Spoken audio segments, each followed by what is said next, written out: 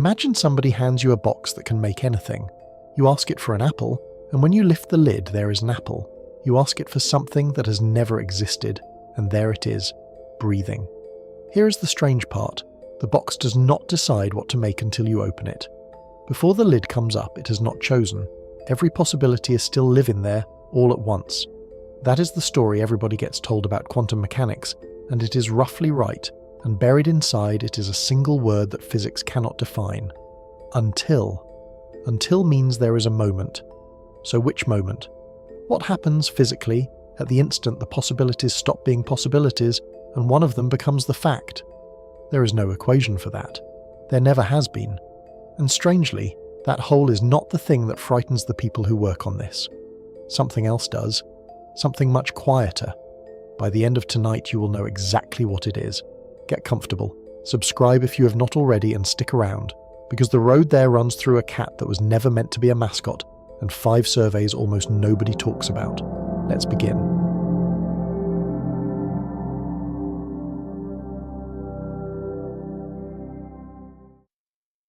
Part 1.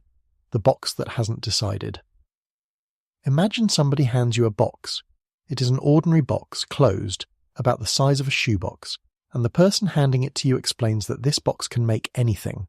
You ask it for an apple, and when you lift the lid, there is an apple.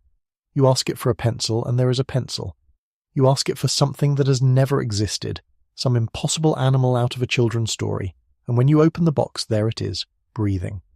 Here is the part of the box that matters. The box does not decide what to make until you open it. Before you lift the lid, it is not that the box has already chosen, and you simply have not looked yet. It is that the choosing has not happened. Every possibility is still living there, all at once, tangled together, and the moment you open the lid, the box collapses down into one thing and hands it to you. Sit with that for a second. Put your hands on the lid.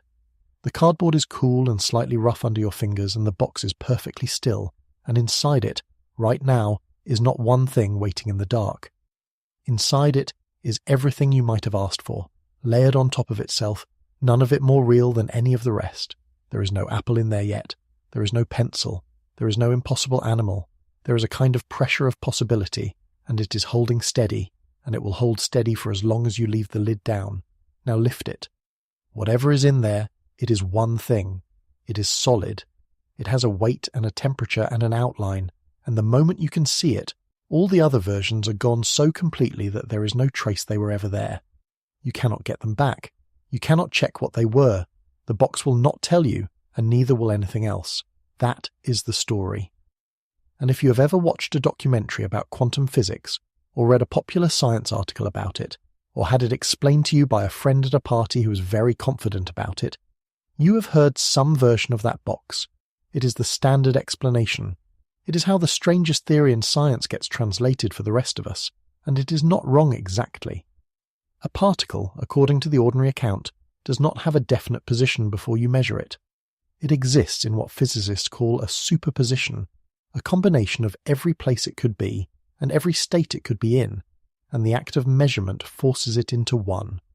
Physicists have a name for that forcing. They call it wave function collapse.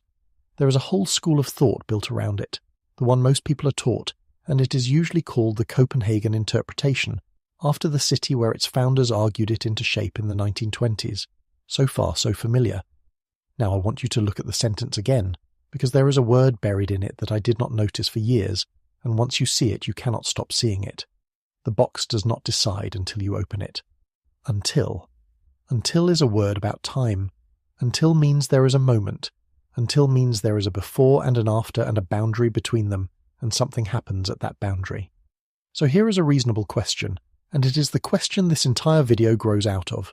When, exactly, what is the moment?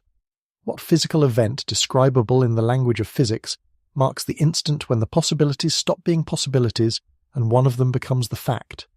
You would expect there to be an answer. This is physics. Physics is the field that tells you when a bridge will fail, and how long a star will burn and where a spacecraft will be in 11 years to the second. Precision about moments is the entire trade, so there ought to be an equation somewhere with a term in it for measurement, a threshold that gets crossed, a critical mass, a number of particles, a minimum size, something. some line in the mathematics where you can point and say, "There, that is where the possibilities end." There is no such line. I want to be careful here, because this is the sort of claim that sounds like exaggeration and is not. Quantum mechanics contains no equation describing measurement. There is no mass threshold above which superposition becomes impossible. There is no particle count that triggers a collapse. There is no defined instant, no mechanism, no rule. What happens in practice is that a physicist doing a calculation reaches the point in the problem where a measurement occurs and switches by hand from one set of rules to a completely different set of rules, using judgment according to a convention that everyone in the field has agreed on and nobody can derive. And it works. That is the maddening part. It works every single time. It has worked every single time for 100 years, to a precision that no other theory in the history of human thought has ever approached, and the people doing it cannot tell you what the switch corresponds to in the physical world. This is not a gap in your education. I want to say that clearly, early, because a lot of people go their whole lives assuming that the reason quantum mechanics does not make sense to them is that they did not take enough mathematics. That is not the situation. The situation is that it does not make sense to the people who took all the mathematics either. They just have a great deal more practice not being bothered by it. Tonight we are going to sit with that, not with the strangeness of quantum mechanics, which you have probably heard about, and which is genuinely wonderful, and which is not really what frightens the people who work on this. Something else frightens them, something quieter and much harder to look at directly, and I am going to name it plainly before we are done. But I do not want to name it yet, because if I name it now it will sound like a shrug, and it is not a shrug. It only lands if you have walked the whole road to get there. So here is the road. We are going to start with how absurdly, ridiculously well this theory works, because you need to feel the solidity of it before anything else makes sense. Then we're going to look underneath it, at the two rules the theory actually runs on, and at the fact that those two rules are not the same kind of thing at all. We are going to meet a cat that was never meant to be a mascot. We are going to meet the rival explanations, all of them, and there are more than you think, and each one is defended by people who are not fools. Then we are going to look at something I find genuinely difficult to sit with, which is what happens when somebody stops arguing about this and simply walks into a room full of physicists and asks them what they believe and writes down the answers. That has been done 5 times over the last 28 years. The results are in the public record. They are not what you would expect. And then, near the end, we are going to go underground and into orbit and into a laboratory in Vienna where somebody has been quietly climbing a ladder for 25 years. Because the last part of this story is the part nobody tells, and it is the reason I wanted to make this video at all. Let me leave you with the shape of the problem for now, because it is worth carrying with you into the next stretch. A theory arrived 100 years ago. It has never been wrong. Not once. Not in a laboratory. Not in a factory. Not in a satellite. Not in any of the 10,000 ways we have tried to catch it out. Every piece of technology in the room you are lying in traces back to it. And the men and women who use it every day, who trust it more than they trust their own eyes, cannot agree on what it is telling us about the world. Not roughly agree. Not mostly agree with a few holdouts. There is no consensus at all, and there never has been, and the disagreement is not shrinking. That is the situation. 100 years of perfect answers to a question nobody can state. The box opens, and there is one thing inside, and it is exactly the thing the mathematics said it would be, with a probability the mathematics predicted to 12 decimal places. And if you ask what happened when the lid came up, the room goes quiet. Part 2. The theory that has never been wrong. Modern quantum mechanics turned 100 years old in 2025. The usual birthday is the summer of 1925, when Werner Heisenberg, recovering from hay fever on a rocky island in the North Sea called Helgoland, worked out a way of describing atoms using nothing but the things you could actually observe about them. Within a year, Erwin Schrödinger had written down the wave equation that carries his name, and Max Born had supplied the rule that turns the solutions of that equation into probabilities. By the end of 1926, the machinery was essentially complete. Everything since has been refinement, extension, and application. I want to spend a few minutes on how well that machinery works, because everything that comes afterwards depends on you feeling the solidity of it. If you take away one impression from tonight, it should not be that quantum mechanics is shaky. It is the opposite of shaky. It is the single most confirmed idea our species has ever produced. Start with the numbers. There is a quantity in physics called the anomalous magnetic moment of the electron, which is a technical way of saying how strongly does an electron behave like a tiny magnet, compared with the simplest possible prediction. Quantum theory predicts that number, and experiments measure that number, and the prediction and the measurement agree to roughly 12 significant figures. 12. That number is hard to feel, so let me put it in a shape you can hold. 12 significant figures is the equivalent of predicting the distance from here to the moon, about 239,000 miles, and being accurate to within the width of a human hair. It is measuring the circumference of the Earth and being off by less than the thickness of a coin. Nothing else in science comes close. General relativity is beautifully confirmed and does not reach that far. Nothing in chemistry, nothing in biology, nothing in engineering has ever been checked to that depth and survived. And it is not just one number. Quantum mechanics has been thrown at everything. It predicted antimatter before anyone found any. It explained why the periodic table has the shape it has, why some materials conduct electricity and some do not, why the sun burns at the rate it burns and not faster, why a helium balloon behaves differently at low temperatures than any classical physics says it should. Every time somebody has designed an experiment specifically to break it, it has come back with the right answer. Then there is the technology, and this is where it stops being an abstraction. The transistor is quantum mechanical. There are very roughly tens of billions of transistors inside the device you're listening to this on right now, and every single one of them works because electrons behave the way quantum theory says they behave, and not the way common sense says they should. The laser is quantum mechanical. Magnetic resonance imaging is quantum mechanical, which means that if you have ever had an MRI scan, a machine used the spin states of hydrogen nuclei in your own body to build a picture of your insides. Light-emitting diodes, flash memory, solar cells, the atomic clocks aboard every satellite navigation constellation in orbit, the entire semiconductor industry that shapes the modern economy. All of it downstream of a theory that arrived in the middle of the 1920s. By any measure a scientist would normally use, this is the greatest success in the history of physics, possibly the greatest success in the history of any human intellectual project. And now here is the sentence that this whole video hangs from. Nobody agrees what it means. Not roughly agrees. Not agrees with a few eccentric holdouts around the edges. There is no consensus at all about what quantum mechanics is describing. There never has been. And the disagreement is not the kind that gets slowly resolved as evidence accumulates, because more evidence keeps arriving, and the disagreement does not move. The disagreement goes all the way back to the beginning, and it started with the people who built the thing. Albert Einstein spent the last 30 years of his life objecting, and it is worth being precise about what he was objecting to, because it is almost always described wrongly. Einstein did not think quantum mechanics gave wrong answers. He agreed that it gave right answers.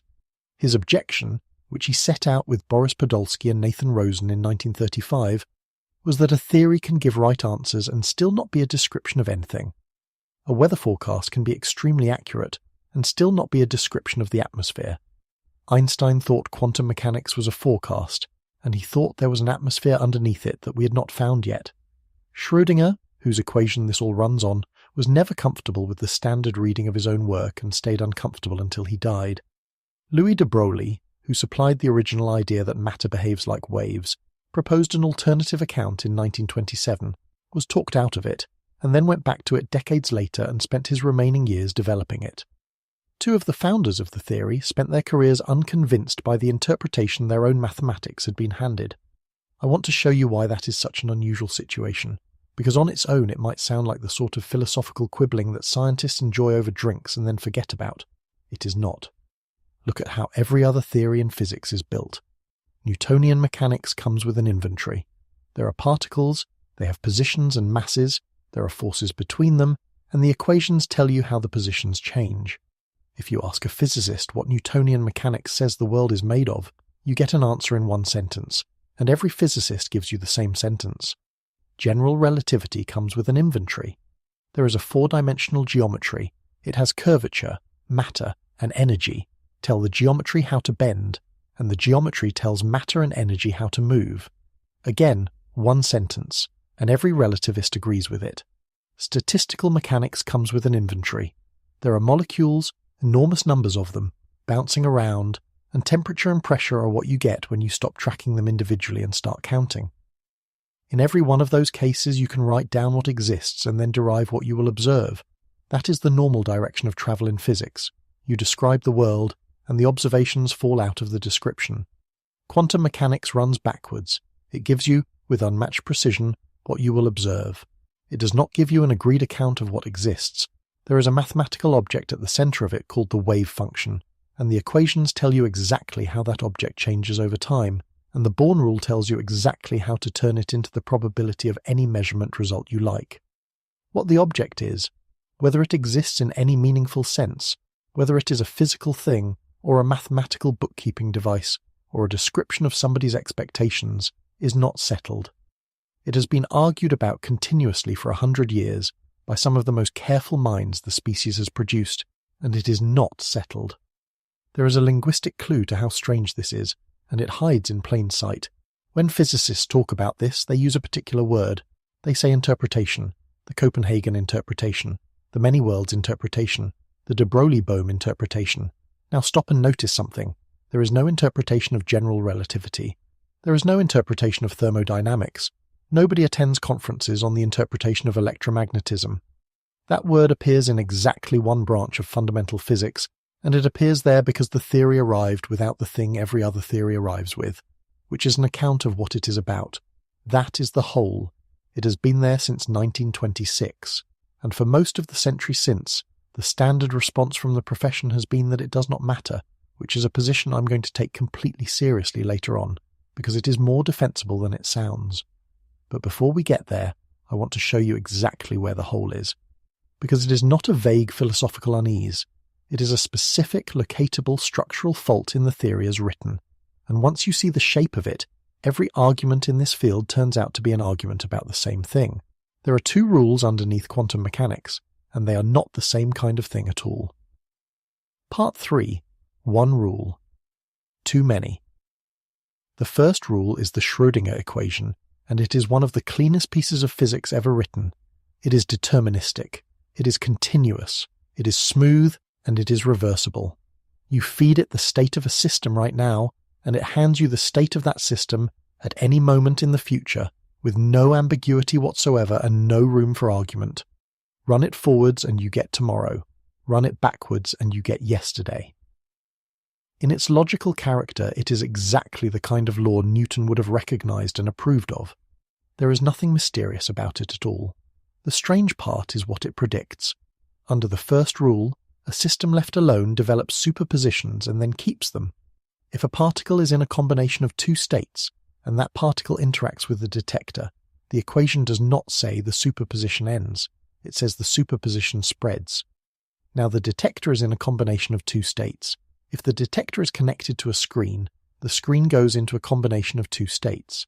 If somebody is looking at the screen, then according to the equation taken at face value, that person is now in a combination of two states as well, and so is the room, and so is the building, and so is everything the building has ever touched. There is no point at which the equation stops. It has no off switch.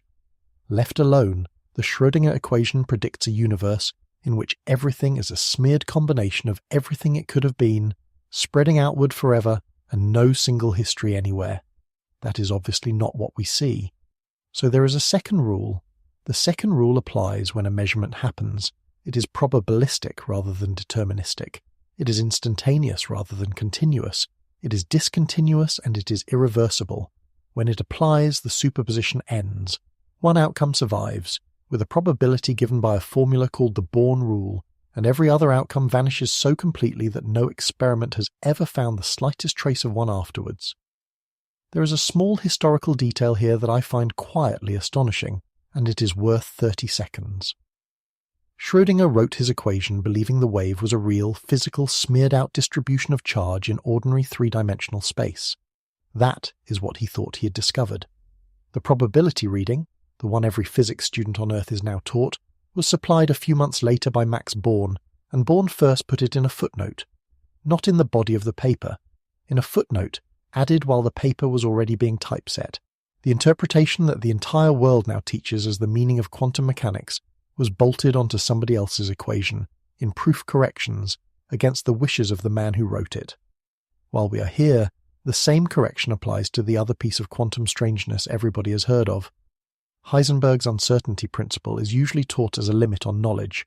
You cannot know a particle's position and its momentum simultaneously to arbitrary precision because measuring one disturbs the other. That framing is comforting, and it is not quite right. The stronger reading, and the one the mathematics actually supports, is that the two properties are not jointly defined in the first place. The fuzziness is not in your instrument, and it is not in your knowledge, it is in the system. When you pin down a particle's position, and its momentum goes vague, it is not that you have blurred a sharp value. It is that there was no sharp value there to blur. And now I need you to notice something about the relationship between those two rules, because it is the fault line under everything else in this video. The first rule is an equation. The second rule is not. There is no equation for measurement. Nowhere in quantum mechanics is there a line of mathematics that says, when the following physical condition is met, switch from rule 1 to rule 2. There is no threshold mass. There is no critical number of particles. There is no minimum size, no minimum energy, no defined instant, no mechanism, no trigger. The second rule is a postulate. It is a thing you are told to do, in words, when the situation calls for it, and the situation calling for it is a judgment made by a human being. That is the actual practice of quantum physics. A physicist sets up a calculation, evolves the system with the Schrödinger equation, reaches the point where a measurement occurs, switches by hand to the Born rule, and gets an answer. And the answer is right. It is right to 12 decimal places, and it has been right every time for a century. And if you ask that physicist what physical event corresponded to the moment they switched, they cannot tell you, because nobody can. I said earlier that the whole in this theory is specific and locatable rather than vague. That is the whole. Everything else in this field is downstream of it. Now, in 1995, a philosopher of physics named Tim Maudlin published a paper in a journal called Topoi with the extremely plain title, 3 Measurement Problems. It is not long, and it is not technical, and it did something that a great deal of more complicated work had failed to do, which is state the situation so cleanly that you cannot look away from it. Maudlin's move is to isolate 3 claims. The first claim is that the wave function is a complete description of a physical system. That is to say, when you have written down the wave function, you have written down everything there is to know. Nothing is left out. There is no additional hidden layer underneath it. The second claim is that the wave function always evolves according to a linear dynamical equation. Always. The Schrödinger equation is not an approximation. It is not a special case. It does not get suspended under certain conditions. It runs, continuously, everywhere, forever, with no exceptions. The third claim is that every measurement has a single definite outcome, and that those outcomes occur with the probabilities given by the Born rule. When you look at the detector, one thing has happened. Not several. One. Now read those 3 back slowly, and notice how each of them feels. Not merely reasonable, obviously true. Of course a complete description is complete. Of course physics runs on equations without exceptions, because what would a law of nature even mean if it stopped applying whenever things got complicated? And of course measurements have single outcomes, because you have never in your life seen a measuring device do 2 contradictory things simultaneously, and neither has anyone else. All 3 cannot be true together. That is not a paradox in the loose sense that people use the word to mean something puzzling. It is an inconsistency. It has the structure of a proof. Hold any 2 of those claims and the third one fails, necessarily as a matter of logic, and there is no clever way around it, and nobody has found one in 30 years of trying. Which means something that changed the way I think about this entire subject. The rival interpretations of quantum mechanics are not different moods about the same set of facts. They are not stylistic preferences, or matters of temperament, or different ways of telling the same story to different audiences. Every single one of them is a decision about which of those 3 claims to abandon. They are not tastes, they are amputations. Each school of thought keeps 2 limbs and cuts one off, and the entire century-long argument between them is an argument about which limb a person can live without. Give up the first claim, completeness, and you get hidden variable theories. There is more to a system than its wave function. There is a layer underneath that we have not accessed and possibly never can. The best developed version of this is the de Broglie-Bohm theory, and we will come back to it. Give up the second claim, universal linear evolution, and you get objective collapse theories. The Schrödinger equation is an approximation that breaks down. Something physical actually happens, spontaneously, at random, and it terminates superpositions all by itself with nobody watching. Hold on to that one, because it is going to matter enormously later. Give up the third claim, single definite outcomes, and you get the many worlds interpretation. Every outcome occurs. The measurement does not select one. It splits the description into branches that stop being able to influence each other, and you find yourself in one of them because there is a version of you in each. Maudlin's own conclusion, having worked through the possibilities, was that only collapse theories and hidden variable theories have a genuine chance of working, that the family of proposals called modal interpretations fails, and that any real solution to this is going to demand new physics, not new philosophy, new physics. There is one more thing I should say here, because if I do not say it now, somebody will spend the rest of the video shouting it at their ceiling. There is a phenomenon called decoherence, worked out over the 1970s and 80s, and it is genuinely important, and it is often presented as the answer to all of this. What decoherence shows is that a quantum system in contact with an environment loses its interference effects extraordinarily fast. For anything bigger than a speck of dust, the timescale is so short there is barely a useful word for it. That explains, beautifully and rigorously, why you never see interference effects in your kitchen. It does not explain why you see one outcome. Decoherence takes a superposition and turns it into something that behaves, statistically, like a list of possibilities with probabilities attached. It does not remove any of them from the list. The branches stop talking to each other. They do not stop existing. That is why, when the newest survey of physicists asked whether the measurement problem is solved by decoherence, it came dead last of the 5 options on offer, chosen by 8%. So the fault is real, and it has been stated precisely, and every position in this field is defined by which piece of common sense it sacrifices to get around it. Which brings us to the most famous illustration of the problem in all of science. It is a picture almost everybody has seen, and almost everybody has it exactly backwards. Part 4. The cat was a complaint. In 1935, Erwin Schrödinger designed a room.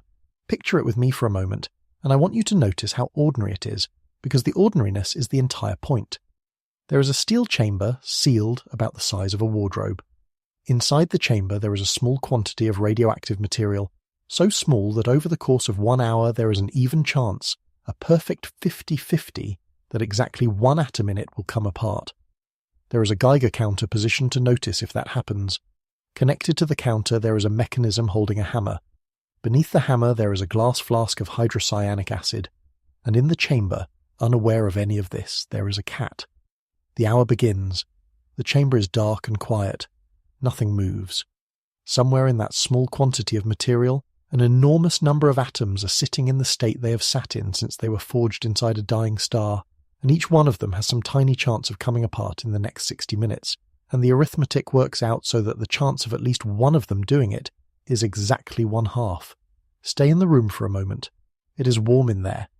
You can hear the cat breathing, slow and unbothered, the way cats are when they have decided a situation is not their problem. The steel is cool, the counter is silent, the hammer is held up on its mechanism, motionless, in the way that anything held up by a mechanism is motionless, which is to say not quite at rest. There is tension in it, waiting to be released.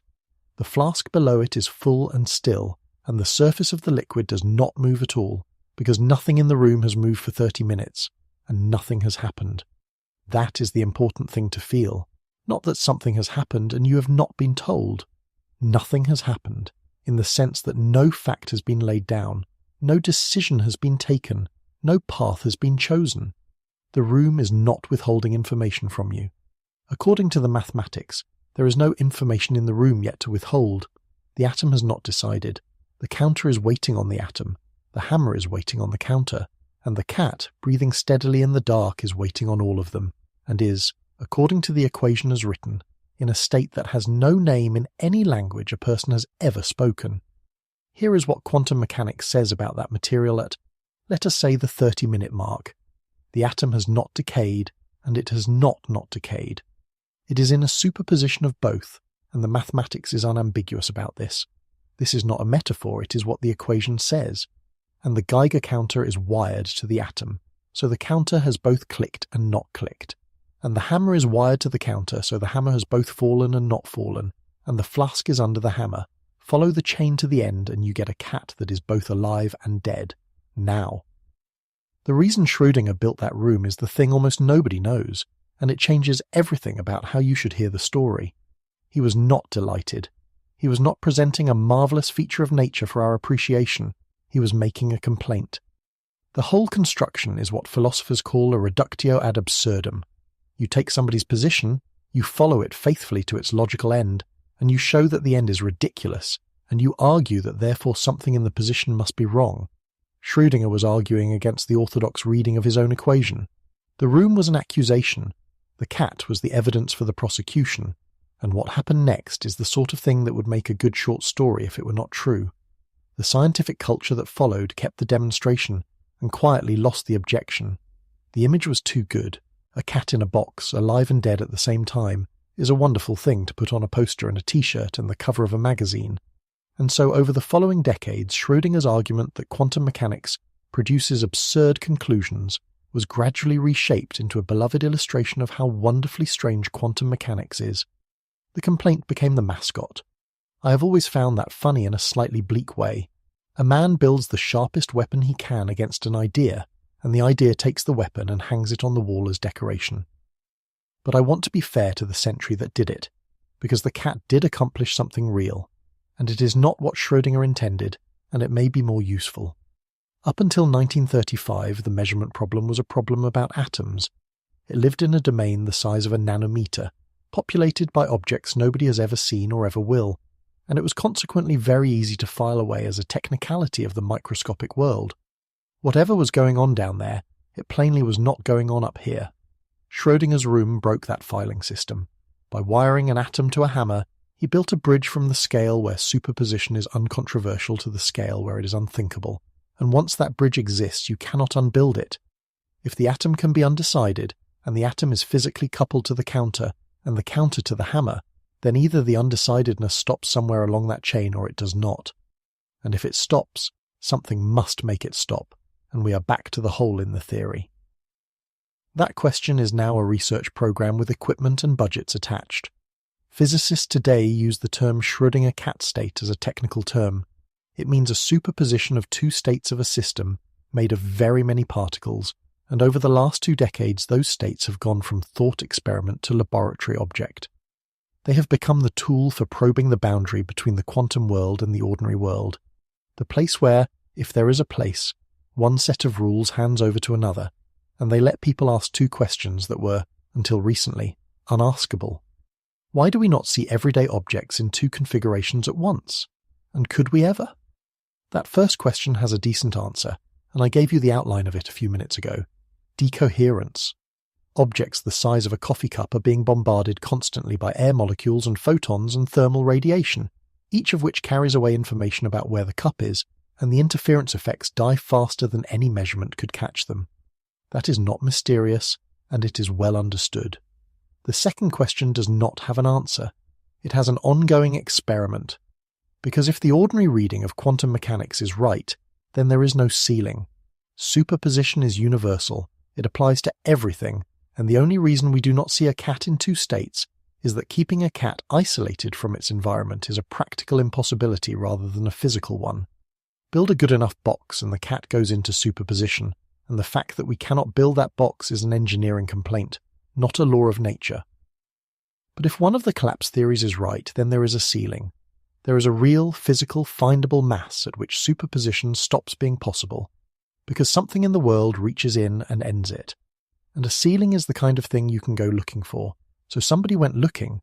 They started in 1999 with molecules made of 60 carbon atoms, and they have been climbing ever since. And I'm going to take you there before the end of the night, because what they have got up to is considerably larger than anybody expected, and it is still going. First, though, we need to meet the crowd. Because I have been talking as though there are 2 possible views of quantum mechanics, and that was a simplification I made to keep the road clear. There are not 2. There are more than you would believe, and every one of them is defended by people who are not fools, and once you see the whole family lined up together, the situation stops being a puzzle and starts being something else entirely. Part 5. The Family Portrait. Here is how I want to do this. Because the usual way of listing the interpretations of quantum mechanics is unhelpful, and it obscures the thing that matters. The usual way is to describe what each one claims. That produces a list of competing wonders. One says there are infinite universes. One says particles are secretly guided by invisible waves. One says the world only becomes definite when somebody looks. And it makes the whole subject sound like a menu of science fiction premises that physicists pick from, according to which one they find most entertaining. We're going to do it the other way round. We're going to name each one by what it gives up. Because of Magdalen's trilemma, every position on this list is defined by an amputation, and the amputation is the honest description of the position. What a theory claims is marketing. What a theory sacrifices is the truth about it. Start with the orthodoxy. The Copenhagen interpretation says that quantum mechanics is a complete description of the microscopic world, and that measurement is an intervention from the classical world. There are two domains. Down in the small one, things behave quantum mechanically. Up in the big one, the world of laboratory equipment and human beings and afternoons, things behave classically. Measurement is what happens when the big world reaches into the small one, and the outcome is definite because the big world is definite. What it gives up is any account of what happens in between measurements. That is not an oversight. It is a deliberate refusal. Ask a strict follower of this view what a particle is doing when nobody is measuring it, and the correct answer, on their own terms, is that the question is not a physics question. The classical world is taken as given rather than derived, which means the theory contains a boundary it cannot locate and a domain it cannot explain, and it says quite openly that this is fine. Two small facts about this position that almost nobody knows. The first is that the name is a weapon. The phrase Copenhagen interpretation was not coined by Niels Bohr or by anyone in the 1920s. Werner Heisenberg introduced it in 1955, roughly a quarter of a century after the fact, and he introduced it defensively, as a banner to rally around while arguing against an unorthodox alternative that had appeared 3 years earlier. The name of the standard view of quantum mechanics is a piece of rhetoric from a turf war. The second fact is stranger. Bohr and Heisenberg, the two men whose views the Copenhagen interpretation is supposed to combine, did not actually agree with each other. Historians who have gone through the primary sources carefully find real divergence between them on the status of the mathematical formalism and on the role of measurement itself. The orthodox interpretation of quantum mechanics is a composite of two positions that were never identical, assembled under a name invented decades later, and it is the view held by more physicists than any other. Next, the Many Worlds interpretation, published by Hugh Everett III in 1957, while he was a graduate student at Princeton. Everett's move is the most economical one available. He noticed that if you simply delete the second rule and keep only the Schrödinger equation, the mathematics becomes perfectly consistent. There is no collapse, there is no boundary, there is no special role for measurement or for observers, or for the classical world. A measurement is just an interaction, an entanglement between a system and a device, and when the device becomes entangled with the system, the combined description contains every outcome. The branches then decohere from each other so thoroughly that they stop being able to interfere, and each version of the experimenter finds themselves in a branch with one result and no access to the others. What it gives up is single definite outcomes. Everything happens. The reason you saw one result is that there is a copy of you for each result, and each copy is equally real, and each is equally convinced that theirs is what happened. Everett left academic physics for defense work shortly after finishing his thesis, and his idea was largely ignored for about a decade before it began to spread. Third, the de Broglie-Bohm theory, also called pilot wave theory, or Bohmian mechanics. This one is a hidden variable theory, and it is completely deterministic, which surprises people who have absorbed the idea that quantum mechanics abolished determinism. In this account, particles are real, they have definite positions at every moment, they always did, and they follow trajectories. The wave function is also real, and it acts as a guiding field that pushes the particles around. Randomness in the results comes from the fact that we cannot know the exact starting positions, in exactly the way that randomness in a coin toss comes from not knowing the exact starting conditions of the coin. Nothing is genuinely undecided, everything is just hidden. What it gives up is completeness, and something much more expensive, locality. The guidance in this theory is explicitly, unapologetically non-local. The wave function that steers a particle here depends instantaneously on the configuration of everything else, no matter how far away. Bohmians accept that and argue it is the honest price, and they point out correctly that we'll see in a little while that the universe appears to charge everybody that price whether they like it or not. A distinction worth 10 seconds because it gets flattened constantly. Louis de Broglie's version and David Bohm's version are not the same theory. De Broglie in 1927 conceived the wave as a genuinely physical wave moving through ordinary three-dimensional space. Bohm, in 1952, added a mathematical object called the quantum potential, generalized the whole thing to systems of many particles, and built a version that does not require any particle-generated wave to physically exist. Two different pictures, routinely merged under one name. Fourth, the objective collapse theories. These say the Schrödinger equation is an approximation.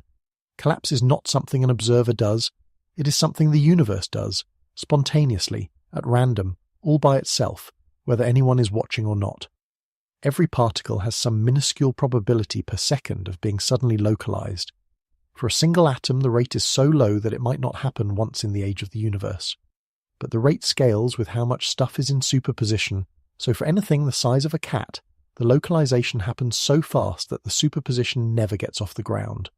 What it gives up is universal linear evolution, and I want to flag this one hard because it is the exception to everything else in this section, and we're going to come back to it repeatedly. Objective collapse is not an interpretation in the sense the others are. It is a different theory. It predicts things standard quantum mechanics does not predict, which means, unlike everything else on this list, it can be shot at. Fifth, the information-based readings, which include quantum Bayesianism and a family of related epistemic positions. These say the wave function is not a thing in the world at all. It is a bookkeeping device, a representation of an agent's expectations about what they will find. It collapses on measurement in exactly the same way your expectations about a horse race collapse when the horses cross the line, which is to say, not physically, because there was never anything physical there to collapse. What it gives up is the reality of the quantum state, and then, at the far edge, there is superdeterminism, and there are various retrocausal proposals, which I will give 2 sentences and not more. These preserve both locality and realism at a cost that most physicists consider unpayable, which is the assumption that an experimenter can choose their measurement settings independently of the system they are measuring. Give that up, and a great deal becomes possible, including a good night's sleep, but you have also given up something the entire practice of experimental science quietly rests on. Now, that is 5 positions and a footnote, and I have been simplifying. Because the list does not end there. There is the consistent histories approach, and relational quantum mechanics, and the modal interpretations, and the transactional interpretation, and the ensemble interpretation, and the two-state vector formalism, and each of those has serious defenders publishing serious work. Here is a detail I keep turning over. When the most recent survey of physicists was being designed, the people running it discovered during pilot testing that they had to cut the list of interpretations down to 3 named options plus a write-in box. Not for any philosophical reason, because presenting the actual list made the question unanswerable. Respondents could not process it. Somebody had to shorten the menu of realities on offer in order for the survey to function. That is not a joke about physics. That is a finding. And I want to put the human stakes of this list as plainly as I can before we move on, because it is easy to hear a catalogue like that as an intellectual curiosity, and it is not one. You are right now, somewhere. Lying down, probably in a room with a ceiling above you and air in it, and a body that is doing the several hundred simultaneous chemical procedures required to keep you here. That room is made of something. It is doing something, right now, at the level where the rules actually operate. And exactly one of the accounts I have just described is a description of what your room is doing. The others are not. The others are descriptions of a world you do not live in. Either the air above your face is a great many particles, with definite positions being steered by a wave that touches everything in the universe at once, or it is a smear of possibility that has no definite anything until something interacts with it, or it is branching, constantly, silently, into versions of itself that will never meet again, or it is being pinned down at random by a physical process nobody has ever caught in the act. One of those is your evening. The rest are not. Nobody can tell you which. Not because nobody has thought about it hard enough, but because 100 years of thinking about it very hard indeed has produced this list rather than an answer. Which brings us to the survey itself, and to the thing I've been building towards since we opened the box. because for most of a century this argument was conducted in journals and at conferences and in letters between people who mostly already knew what the others would say. And then, 28 years ago, somebody decided to stop arguing and start counting. Part 6. Somebody decided to ask. In August of 1997, there was a workshop on quantum mechanics at the University of Maryland, and one of the attendees, a physicist named Max Tegmark, handed out a piece of paper. The paper asked a simple question: which interpretation of quantum mechanics do you prefer? 48 people answered it. Tegmark published the results the following year in a paper with a title that tells you a fair amount about the mood he was in. The interpretation of quantum mechanics, many worlds or many words. Copenhagen came first, with 27%. The many worlds interpretation came second, with 17%. The Bohmian view took 8%, which means, if you are doing the arithmetic, that roughly half the room did not vote for any of the three. I should be straight with you about Tegmark's motives because it matters for how much weight to put on his numbers. He was not a neutral party. He ran the poll partly as an act of advocacy.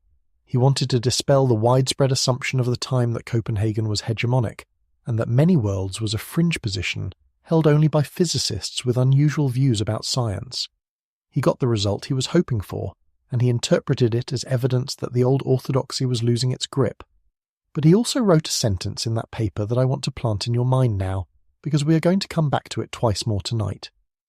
Outside of the universal computational practice, he wrote, the choice of how to interpret quantum phenomena remains purely a matter of taste. A matter of taste. Hold on to that. 14 years later, in July of 2011, three physicists, Maximilian Schlosshauer, Johannes Kofler, and Anton Zeilinger, did the job properly. The setting was a conference called Quantum Physics and the Nature of Reality, held at the International Academy Traunkirchen in Austria, on the shore of a lake in the Salzkammergut. Picture the room, because I find the ordinariness of it hard to shake. It is July. There are windows, and beyond the windows there is water and there are mountains. There are folding chairs and a table with coffee on it, and 33 people sitting in a conference room in a small Austrian town. Physicists, philosophers, mathematicians, some of them among the most accomplished people alive in their fields. Somebody hands out a 16-question multiple-choice form. The questions on that form are not technical. They are not about calculations. They are questions like, do physical objects have their properties well defined before and independent of measurement? Is randomness a fundamental feature of nature? Does the observer play a distinguished physical role? Is the wave function a complete description of reality? Which interpretation do you prefer? 33 of the best informed people on Earth, in a quiet room by a lake, ticking boxes about the nature of reality with the pens the conference provided. I keep coming back to how mundane the scene must have been. Somebody is refilling the coffee. Somebody has their reading glasses pushed up onto their forehead. There is the particular sound a room full of people makes when they are all writing and nobody is talking. Small movements, a chair, a cough, paper. Outside the window, the lake is doing what lakes do in July, and on 33 separate sheets of paper, in 33 different hands, the question of what the world is made of is being answered by a tick in a box, and the answers are not going to agree. The design of that questionnaire deserves a note, because Schlosshauer, Kofler and Zeilinger were deliberately ambitious with it. They did not just ask which interpretation people liked. They expanded the scope to cover quantum ontology and quantum behavior, the nature of measurement and the nature of the observer, the relationship between the classical and quantum worlds and what we can know about either, and then a set of meta-questions about the field itself, how it would develop, whether people expected their own views to change. It is the most thorough instrument anyone had built for this, and every poll since has been based on it. The results were published in 2013. 67% said that superpositions of macroscopically distinct states are in principle possible. 64% said randomness is a fundamental concept in nature. 64% said Einstein's view of quantum theory is wrong. 55% said the observer plays a fundamental role in applying the formalism, but has no distinguished physical role. 52% said that physical objects have properties well defined prior to measurement in some cases. 52% said the message of the observed violations of Bell's inequalities is that unperformed measurements have no results. And 58% said that personal philosophical prejudice plays a large role in the choice of interpretation. Some of those numbers deserve unpacking because they are stranger than they look at first pass. Take the 52% who said the message of the Bell violations is that unperformed measurements have no results. That sentence sounds almost bland until you sit with it. It means that if you had measured something and did not, there is no fact about what you would have found. Not an unknown fact, not a fact you failed to record, no fact. The road not taken did not have a destination. Just over half the room signed up to that, and the other half did not, and there is no experiment on the horizon that will settle which half is right. Or take the 52% who said that objects have well-defined properties before measurement in some cases. In some cases. Read that again. Not yes and not no, but sometimes, which is a perfectly sensible answer given what the mathematics does, and which also means that half of an expert room believes reality has a property that switches on and off, depending on circumstances that nobody can specify. And then set the 64% who declared Einstein's view of quantum theory to be wrong against the fact, which we will get to shortly, that in the newest poll of a broader group of physicists, Einstein's side of that argument is now the more popular of the two. The verdict on the most famous disagreement in 20th century physics has not merely failed to settle, it has moved back and forth depending on who is in the room. When the authors went back and correlated the answers against each other, looking for which beliefs travel with which other beliefs, they found something they had not expected. The clusters did not respect the field's own categories. In their words, the relationships transcended the traditional lines: Bohr versus Einstein, realist versus non-realist, epistemic versus ontic. Some patterns made sense. People who dismissed the measurement problem as a pseudo-problem also tended to favour Copenhagen and reject Einstein. Others defied any easy account at all. Their overall conclusion, stated flatly, was that despite a mature mathematical formalism and an unbroken record of predictive success, quantum theory still does not lend itself to a consensual interpretation. Let us step back for a second, because we have covered a lot of ground, and I want to make sure the pieces are stacked properly before we go on. We started with a box that does not decide until you open it, and found that the word until has no definition in the theory. We found the reason. There are two rules, one of them an equation, and one of them a postulate, and no law connecting them. We found that this is not vagueness, but a specific inconsistency, three obvious-sounding claims that cannot all be true.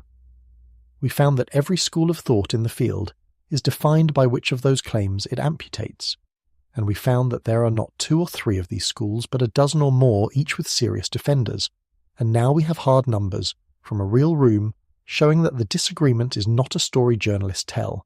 It is real, it is measured, and the people inside it say themselves that philosophical prejudice is doing a large amount of the work. That is where we were. Here is where it gets worse.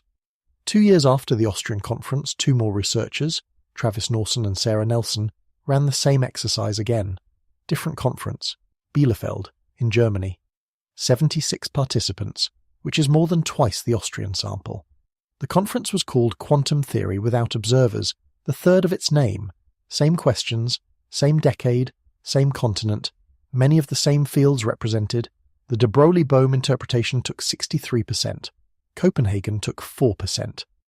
I want to give you a moment with those 2 numbers, because when I first read them I had to go back and check I had not misread a column. In one room, in Austria, the orthodox interpretation of the most successful theory in the history of science commands the largest share of the vote. In another room, in Germany, 2 years later, the same interpretation commands 4%, roughly 3 people out of 76, while a view that took 2% in a broad survey of ordinary physicists commands nearly 2/3 of the room. Nothing about nature changed between those 2 rooms. No experiment was performed in the interval that bore on the question. No argument was settled. The only variable that changed was the guest list, and Norson and Nelson, to their considerable credit, said so themselves. They explained the swing openly. The invitation process for a conference called Quantum Theory Without Observers naturally attracts scientists with realist sympathies, and so the sample was loaded before anybody picked up a pen. Their conclusion was that the field contains sub-communities with quite different views, and, this is the line that stayed with me, that there is probably even significantly more controversy about several fundamental issues than the earlier polls had managed to reveal. Think about what that means. If the answer to a question about the nature of physical reality depends on which conference you walk into, then the thing being measured in that room is not physical reality. It is sociology.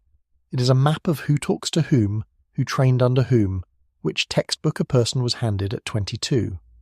Now, at this point you might reasonably say that these are all conference polls, and conferences are self-selecting by definition, and that the whole exercise is therefore worthless. That is a fair objection. It is also the objection that two later teams set out specifically to answer. Part 7. The number that should not exist. The first attempt to escape the conference problem came in 2016 from two researchers named Sujeevan Sivasundaram and Christian Nielsen. They went online instead.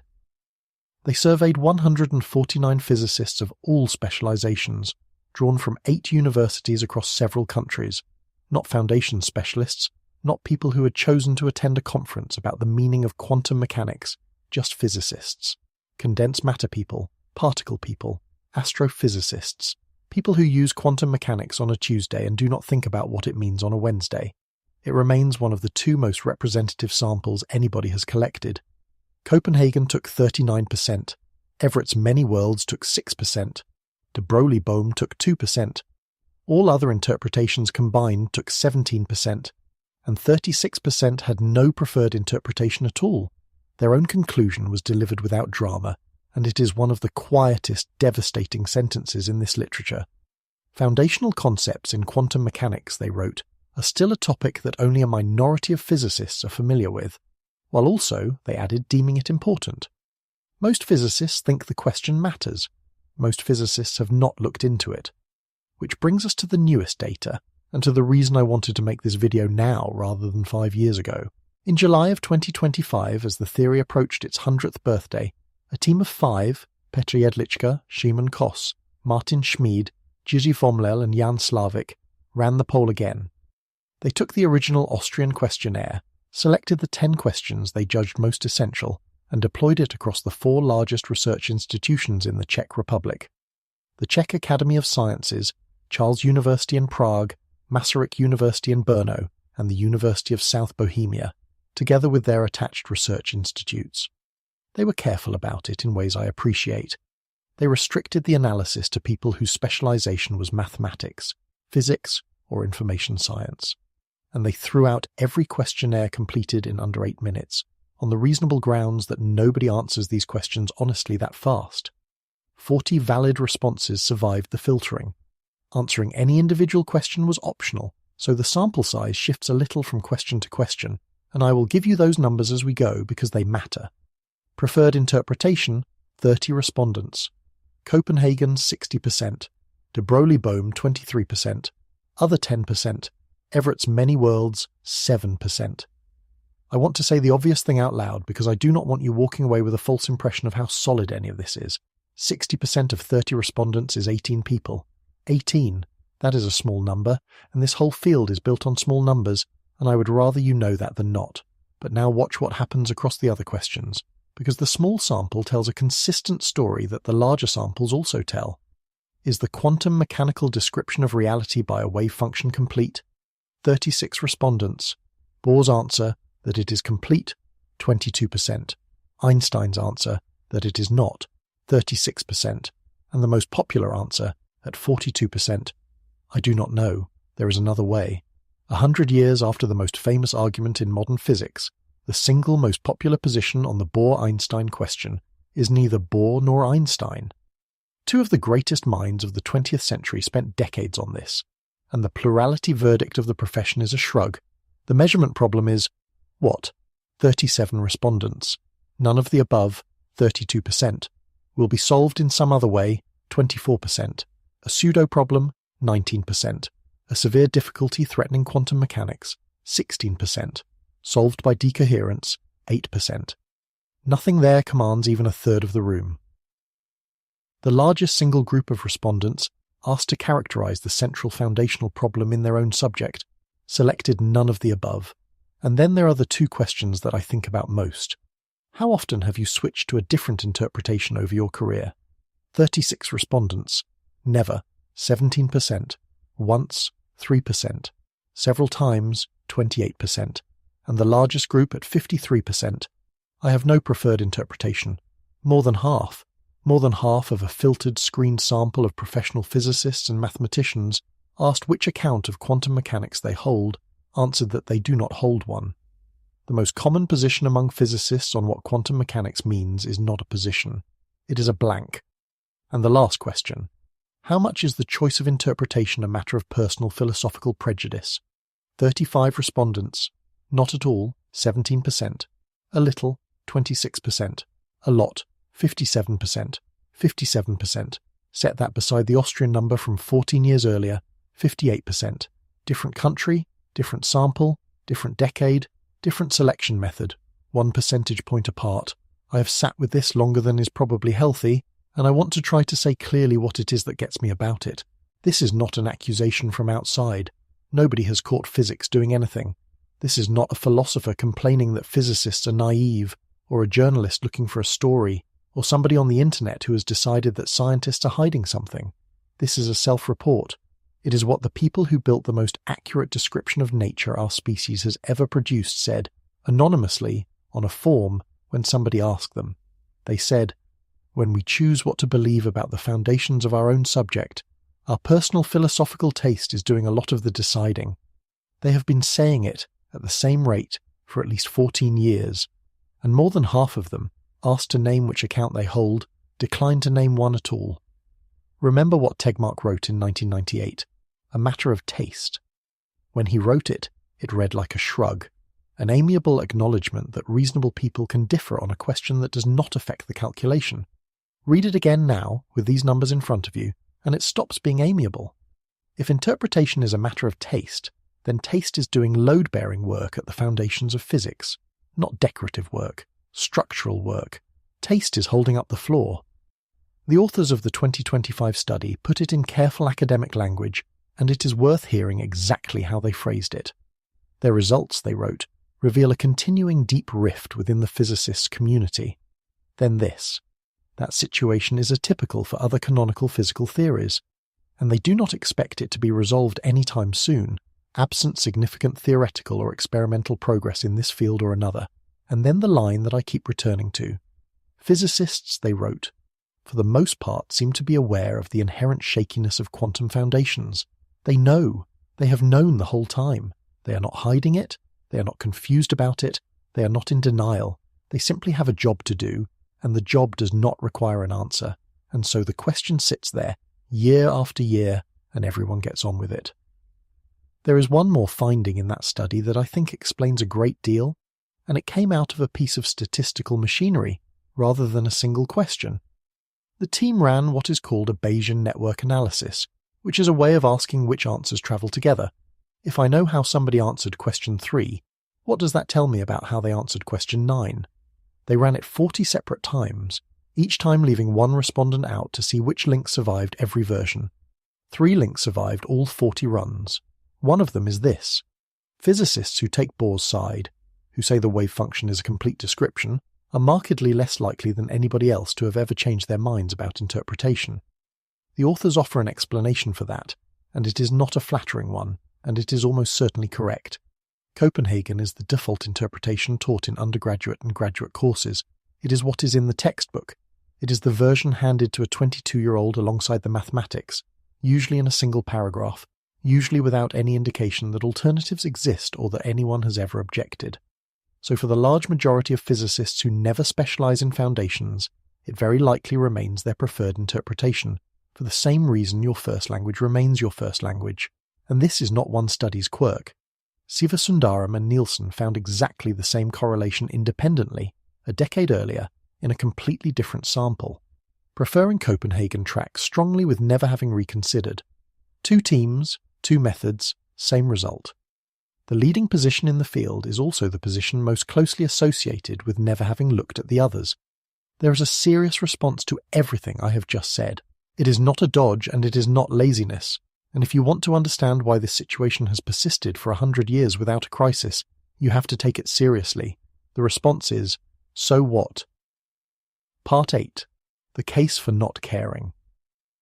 I am going to make the case against everything I have just told you, and I am going to make it as well as I can, because if you do not feel the pull of this position, then the end of tonight will not land the way it should. Here is the argument. Physics is not, and has never been, in the business of announcing what reality is, and then adjusting observations until they fit. That is the opposite of the method. What physics actually does is build theories that predict observations, accurately, with real predictive power, and with as few assumptions as it can get away with. And then it keeps the theories that survive contact with experiment and discards the ones that do not. That is the whole discipline. Everything else is commentary. By that standard, quantum mechanics is not merely fine. It is the most successful thing anyone has ever built. Set up any experiment you like within its domain, and the theory will hand you the probability distribution over possible outcomes, and the outcomes will follow that distribution, and they have never once failed to. For the overwhelming majority of working physicists, that is not a consolation prize awarded in the absence of understanding. That is understanding. That is what understanding a piece of nature looks like, and the demand for something further is a demand for a bonus. So what are the interpretations on this view? They are additional assumptions bolted onto a machine that already works. Look at what each one asks you to accept. Is the wave function meaningless until a measurement is made? Do all possible outcomes actually occur, requiring an unbounded and constantly multiplying number of universes? Is reality best pictured as an infinite collection of identically prepared systems, with measurements selecting which member of the collection happens to be yours? Do particles have real, unambiguous positions at all times, guided along by pilot waves reaching instantaneously across the universe? Every one of those adds structure that the mathematics did not ask for, and not one of them improves a single prediction. Not one of them lets you calculate something you could not calculate before. They are, on this reading, decorations that we hang on the theory because we cannot bear to leave it undecorated. In the year 2000, two physicists named Christopher Fuchs and Asher Perez put the position in print, in Physics Today, under a title with no wasted words: Quantum theory needs no interpretation. And there is a sharper version of the argument, which goes considerably further than convenience, and this is the part I find genuinely hard to answer. The idea that there exists a fundamental, objective, observer-independent reality, a way the world simply is, standing behind all the measurements and unaffected by them, is itself an assumption. It is not a finding. Nobody has ever demonstrated it. There is no experiment supporting it. What there is instead is several thousand years of human intuition insisting very loudly that it must be so. And why would that intuition be reliable? Consider where it comes from. Our senses were shaped by a long chain of ancestors who needed to identify edible things and avoid being eaten on a planet with a particular gravity and a particular atmosphere, at a particular scale, over intervals of time that suited a creature with a heartbeat. Every intuition you have about how objects behave was manufactured by that process. It is savannah equipment. It is superbly tuned for one narrow band of the universe, and it has no reason whatsoever to be tuned for the rest. So when the universe hands us a theory that works perfectly and refuses to come with a picture, and our response is that the theory must be incomplete because we cannot picture it, what exactly is that response evidence about? It might be evidence about the theory. It might just as easily be evidence about us. Think about how few things we can genuinely observe. Positions, momenta, scattering cross-sections, the amplitudes of interactions, individual quantum states. That is close to the whole list. Describing those things as accurately and completely as possible is, on this view, not a lesser goal that we settle for. It is the highest goal available, and quantum mechanics achieves it more thoroughly than anything else in the history of thought. The strongest form of this position, and about 1 in 5 physicists in the newest survey hold some version of it, is that the measurement problem is not a problem at all. It is a pseudo-problem. Quantum mechanics, on this account, is a calculus for predicting the results of interventions in the world. Asking what it describes in between interventions is a category error, like asking what colour a number is. The demand for a picture underneath the mathematics is a 19th century habit that physics has simply not finished outgrowing, and here, if the argument has done its job, is where you should feel something uncomfortable. Because that position asks you to give something up. Not a fact, not a belief about the world, something more personal than that. It asks you to give up the expectation that a correct description of the world should also be a picture of it. Every one of us carries that expectation. It is so thoroughly ingrained that it does not present itself as an expectation at all, just as the way things obviously are. When you understand something, You can see it. When you truly understand how an engine works, there is a little film that plays in your head of pistons moving. When you understand the water cycle, there are clouds. Understanding, for a human being, means having a picture. And the instrumentalist says gently, "You do not get one this time. The universe was never obliged to be picturable by you. Take the equations, take the 12 decimal places, take the transistor and the laser and the atomic clock, and let go of the film in your head." I find that position more respectable than I want to, and I notice that when I resist it, my reasons are mostly aesthetic, which is uncomfortably close to the 57% admitting that philosophical prejudice does the choosing. There are two replies worth putting on the table before the historical one, though, because they are not aesthetic either. The first is that the trilemma will not let you off.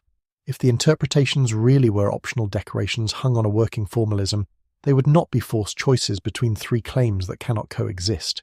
You can decline to decorate a house. You cannot decline to answer a contradiction. The formalism does not function as a complete account of anything. That is precisely the reason the interpretations exist in the first place, and no amount of not thinking about it makes the three claims compatible. The second reply is that interpretations have paid out. In the 1980s, David Deutsch took the many worlds picture seriously, not as a philosophical flourish, but as a description of what a physical system actually does, and asked what kind of machine you could build if it were true. The answer he worked out is the theoretical foundation of quantum computing, an industry that now consumes billions of dollars a year across a dozen countries. Whatever you think about branching universes, the pattern is instructive. Somebody insisted on a picture, was told the picture did not matter, and used the picture to design a machine. It has happened once. It could happen again, and you cannot know in advance from which interpretation. But there is one counter-argument that does not depend on aesthetics at all, and it is a historical one, and it is going to run the rest of this video. Every single time physics has been told that a foundational question is a matter of taste, untestable, unresolvable, best left to the philosophers, somebody has eventually walked in and found a way to measure it. It has happened repeatedly. It has happened to questions that looked far more hopeless than this one. And when it happens, the question does not get settled by argument. It gets settled the way physics settles things, which is that an idea that a lot of intelligent people believed turns out to be flatly, measurably wrong, and it dies. There is a graveyard in this subject. Most people, including most people who talk about quantum foundations online, have no idea it exists. It is not empty. It has occupants. Some of them are ideas that were held by nearly everyone for a very long time on grounds that felt less like a theory and more like ordinary common sense. And every one of them was, right up until the afternoon somebody worked out how to test it, a matter of taste. Part 9. There are bodies. There are two things you've believed since you were small, and you have never once thought of them as beliefs. The first is that nothing outruns light. Cause comes before effect, influences travel, and there is a speed limit on how fast anything can propagate from here to there. Call that locality. The second is that things have properties whether or not anyone is checking. The coin in your pocket is heads or tails right now, in your pocket, in the dark, before you look.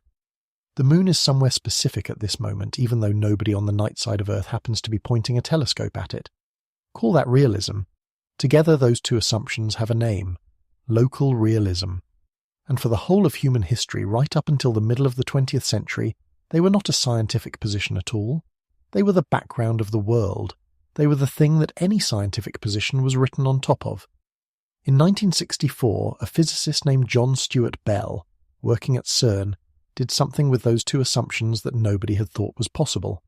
He turned them into arithmetic. Bell's insight was that if the world is both local and realistic, then certain correlations between measurements made at separated locations have to obey a numerical bound. Not roughly, obey. Obey. It follows from the assumptions the way a theorem follows from axioms, and you do not need to know anything about the mechanism to derive it. Any local realistic universe, of any kind, running on any underlying physics, must respect that bound. Quantum mechanics predicts that the bound gets violated, and I want you to sit in what that means, because it is the most important thing that has ever happened in this argument. For 30 years, Bohr and Einstein had gone back and forth about whether quantum mechanics was a complete description of reality, and everyone treated it as philosophy, and it was regarded as a question about temperament and worldview and how one preferred to think. Bell converted it into a number you could measure with equipment. He found the place where two irreconcilable stories about the world are forced to disagree about a specific quantity, and he wrote down what each one predicts, and then the universe was asked. The experiment started in the early 1970s, and they have never really stopped, because each generation of them closed a loophole the previous generation had left open. Maybe the detectors were missing a biased sample of particles. That is the detection loophole, and it was closed. Maybe a signal could have travelled between the two measurement stations in time to influence the result. That is the locality loophole, closed by separating the stations far enough that light itself could not have carried the news. Maybe the settings of the two detectors were somehow correlated with the particles in advance. That is the freedom of choice loophole, and experiments have gone to genuinely strange lengths to close it, including one that set the detector angles using light from quasars that left them billions of years before Earth existed. Every time, at every level of rigor, in every laboratory, the bound was violated. The correlations came back on the quantum side of the line, decisively, over and over, for 5 decades. Local realism is dead. I want to be precise about the size of that statement, because it is easy to hear it as a technical result about photons. It is not. Two of the most basic assumptions any human being has ever made about the world, that influences take time to travel, and that things have properties before anyone checks, cannot both be true. At least one of them is wrong. You have believed both of them your entire life without ever noticing that you believed them, and so has everyone you have ever met, and so did everyone who lived before any of us. And in 2022, the Nobel Prize in Physics went to Alan Aspect, John Clauser and Anton Zeilinger for the experiments that established it. That is what I mean about the graveyard. That is not a matter of taste. That was measured. There is a detail here I find genuinely moving, and it belongs in the record. John Bell did not want that result. Bell was sympathetic to hidden variables. He admired Bohm's work at a time when admiring Bohm's work was a professional liability, and he constructed his theorem in part because he wanted to understand what a hidden variable theory would need to look like. The man who produced the single most decisive experimental result against local hidden variables was hoping for the other answer. He built the trap honestly, and it caught the thing he was rooting for. That is what the scientific method looks like when it is working properly, and it is not comfortable. The graveyard has more in it. There is a result called the Cauchy-Specker theorem, and it closes a second door. Set locality aside entirely, forget about distant correlations, and just ask whether you can consistently assign pre-existing values to all the properties of a quantum system. You cannot. Not in a way that is independent of which other properties you choose to measure alongside them. Any hidden variable theory has to be what is called contextual. The value a property has depends on the company it is measured in. That sounds abstract, so translate it. It means that whether a particle has a given property is not a fact about the particle. It is a fact about the particle and the question. Change the question, and the answer to the first part changes too. That is not most of what people mean by properties being out there in the world. It is very nearly none of it. And then, in 2012, 3 researchers named Matthew Pusey, Jonathan Barrett and Terry Rudolph published a paper in Nature Physics called On the Reality of the Quantum State. Remember that one of the live positions is that the wave function is not a real thing, but a record of somebody's information about an underlying physical state. That sounds exactly like the sort of question no experiment could ever touch. What Pusey, Barrett and Rudolph showed is that it has a testable consequence. Any model in which the quantum state is merely information about an underlying physical state, and in which systems prepared independently have independent physical states, must make predictions that contradict quantum theory. In plain language, given a very natural assumption about independence, the wave function cannot be only knowledge. It has to be, in some sense, out there in the world. The result caused an enormous amount of noise and an enormous amount of controversy, and the argument about which of its assumptions to reject is still going. The independence condition is where the resistance concentrates, and some positions, including relational quantum mechanics, argue they survive it intact. So I am not going to tell you it settled anything. But look at what it did. Somebody took the question, is the wave function real, which is the absolute archetype of an unanswerable metaphysical question, and converted part of it into a theorem with experimental teeth. Whatever else is true, that is not a field standing still. And then there is the fourth grave, and this one was not dug by a theorem. It was dug by an instrument under a mountain in the dark.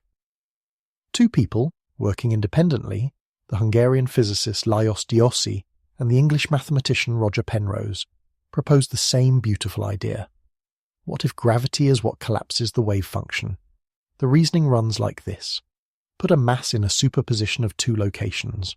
Because mass curves spacetime, you now have a superposition of two different spacetime geometries, and general relativity does not have a comfortable way to talk about that. A superposed geometry is not a stable object in the theory, so Penrose argued the superposition should be unstable and should decay on its own, on a timescale set by the gravitational energy difference between the two versions. For a single atom, that timescale is longer than the age of the universe, so nothing happens. For anything the size of a dust grain, it is over almost instantly. That would solve everything. It supplies the missing rule. It says exactly when the switch happens, in terms of a quantity you can calculate, with no observer required and no philosophy involved. And here is what makes it different from every other position we have discussed tonight. It predicts something extra. If collapse is a real, physical, random process, then it is constantly jostling the particles in ordinary matter, and jostled electric charges radiate.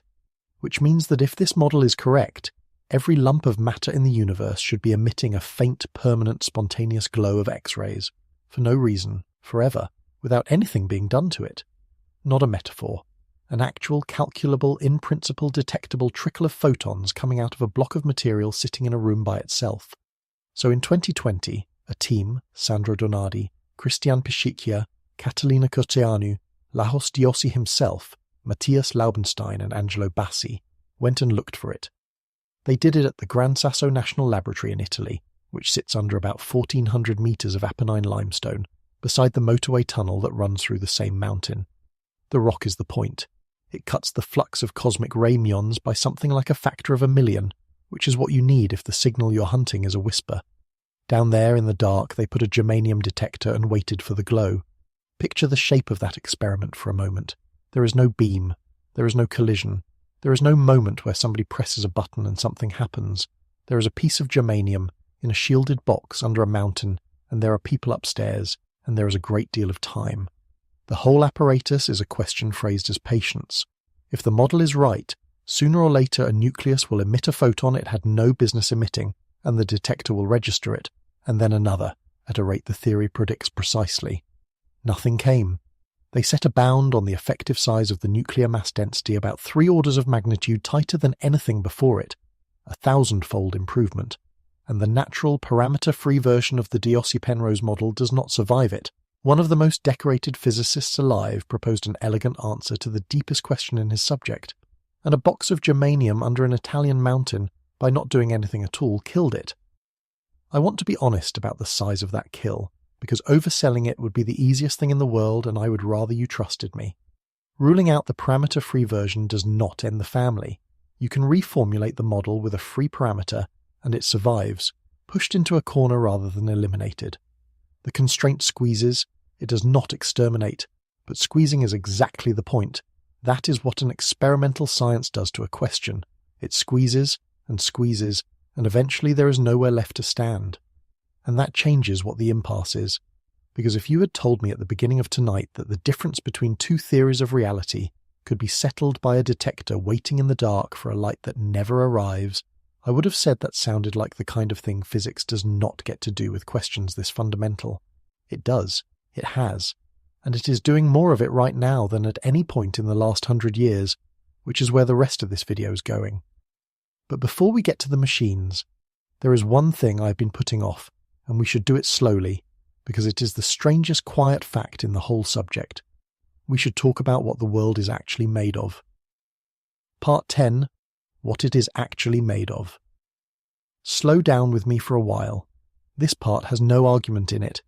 It is just the world, described as carefully as I can manage, and if you drift off somewhere in the middle of it, you will not have missed anything you need. The question of what everything is made of is older than physics. The ancient Greeks proposed that beneath the endless variety of things there were a small number of basic substances: air, fire, water, earth, and it is easy to smile at that now. But the move itself was one of the great intellectual leaps our species has made. The claim is not that the world is made of those four things. The claim is that the world's diversity can be explained by a short list. That idea, that a small number of ingredients can generate everything, is still the shape of every answer we have given since. For a long time the answer was the atom. The word means uncuttable, and for 100 years or so we believed it. Then atoms turned out to have parts. Then the parts turned out to have parts. Protons and neutrons resolved into quarks, and the electron stubbornly did not resolve into anything, and the list settled into what we teach now: electrons, quarks, neutrinos and their relatives, governed by quantum theory. Along the way we learned some quietly wonderful things about atoms. About 90 elements occur naturally on Earth, and not one of them was made here. Every one was assembled somewhere else, in the cores of stars or in the collisions of dead ones, and then thrown out into space and gathered up again. And what decides which element an atom is turns out to be a single number. How many protons are in the nucleus? That is it. Hardness, colour, melting point, boiling point, density, how well it conducts electricity, how eagerly it takes on an extra electron, how much energy it costs to strip one away. All of it follows from one integer. Change that integer by 1, and the substance becomes something else entirely, with an entirely different life. A single atom is also, in a sense, a complete physics course. It has its own energy levels and its own conservation laws, and it interacts with all 4 of the known fundamental forces.